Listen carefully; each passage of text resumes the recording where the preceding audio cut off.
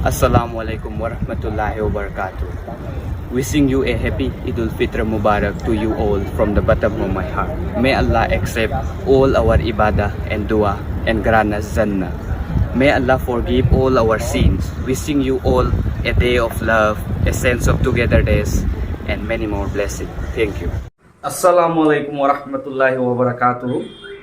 Thabung mama mapung phana raja tawraba matungda pangthokadoriba Idul Fitr na lakpada iramda masida khundam minariba kaunu khudingmakta yerpa mangol pijari maruoina Islam dharma chaliba musalman punamakta yerpa mangol pijari Eid Mubarak loinana iramda masida hokiba sahi Mei tang ahumdagi tagdu leita do fibamda lerakliba si laglibi Idul Fitr asina tagdu leita fibam amada lehenbiraba oirasanu haina Allah da dua tawsari. Once again, Eid Mubarak. Assalamualaikum warahmatullahi wabarakatuh.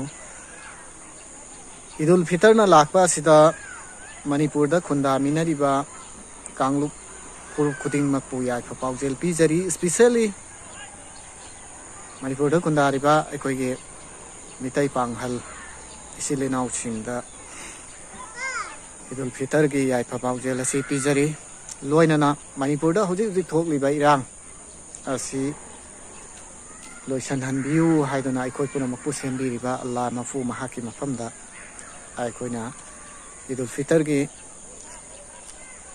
namaz honba matamda aikoi punamak dua yauminasi haiba wafam asi thamjari akadoriba tang tara gamma thoi asida pangthokadoriba Idul Fitr asida Manipur da khunda minariba Kanglup khuding makki mafamda Idul Fitr na lakpa asida tangdu laita ba nungaya faba santi laiba Manipur iramdam Manipur laipak amu oirasanu aidona punamakpu yai paujel pijari.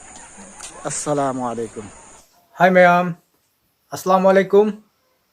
Happy Idul Fitr to all the Muslim people. Once again, Happy Eid Mubarak. Khuda Hafiz.